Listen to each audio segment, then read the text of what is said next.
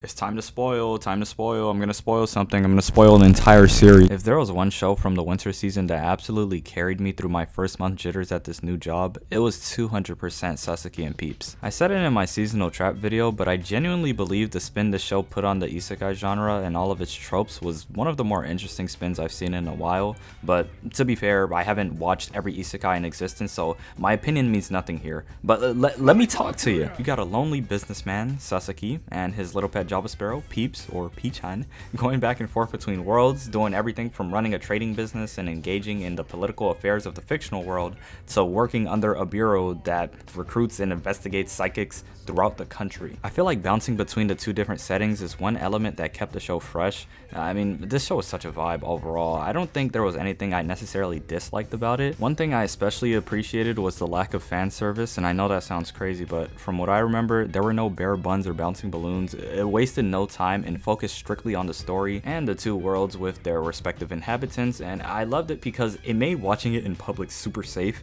Like, there was no fear of someone getting naked for no reason. Like, if being locked in was a series, it would be this show right here, with the way it focused on the actual content and the whole progression of things. What randomly came to mind right now was the Mark arc. That hit so deep. Like, when I tell you, it nearly had me crying in public. Like, it was so sad. Bro did nothing wrong. Free my dog Mark. I mean, eventually he does get freed, and then, you know, things are all good and happy. Had a lot of goofy moments, some wholesome times here and there, and a lot of tragic stuff that'll go down, but overall I feel like it had a nice mix of everything. I also really liked how it was able to fit multiple character arcs into these 12 episodes, like the whole thing with Mark, Futari Shizuka, Elsa, French, Viscount Mueller. Just everyone had their little moments that really brought everything together. Throughout the entire show, the one mystery that I was dying to unravel was the purpose of that little girl who would be up waiting for Sasaki to come home. I swear for a while I thought she was the pink-haired magical girl. Like, that's just like what I was speculating, but I think the show's ending debunked that little theory of mine.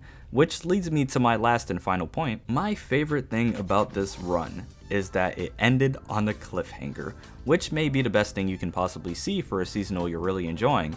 Cause highly possible season 2, baby. Unless it becomes one of those shows with one season that died on a cliffhanger and never returned for more episodes. God, don't let that happen. I swear if that happens, I'm retiring from anime indefinitely and deleting my channel. I don't care. We've been left with far too many incomplete adaptations, and I pray that the anime gods don't give Sasaki the same fate, cause it really deserves a huge push. Oh boy, do I really want to see this show come back at some point. And another thing, Fly is a crazy good opening. Like, you ever associate a song with a specific moment in your life? Well, with Fly, I'll forever be reminded of the day I let my dreams die. Now, jokes aside, the happy vibes of the song greatly contrasted the feelings I was experiencing at the point of my employment, but it made me feel a little more connected to my past self, you know, a happier version of myself. And as dumb as it sounds, it kind of helped me not quit on the dream completely. It just brought some humanity back into my life. I really miss my nerd side, man. You know how crazy it is that, like, now when somebody comes up to me and talks about anime and manga, I don't know what they're talking about. I'm a grandpa, dude. Like, I don't know what's going on anymore. I'm way out of the loop. The fact that I was even able to dedicate 30 minutes before my shifts to watch the newest episodes of Sasaki and Peeps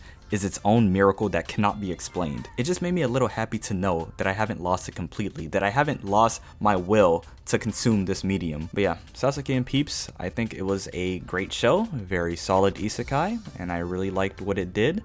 I don't know how others feel about it, but I enjoyed it, and that is all that matters. Your opinion is void. That said, I'll see you all in the next one, whenever the next one is. Hopefully it's not another month from now, because I freaking suck at doing YouTube now, bro. Oh man, I'm such a garbage shell of my past self. I used to be so on top of everything. I'm out of here before I say some more what's the word? My brain doesn't even work anymore. Self-deprecating, before I say some more self-deprecating sentences. I'm out of here. I'll see you all in the next one, whenever that is. It has been Otaku Dreams, and that is all she wrote.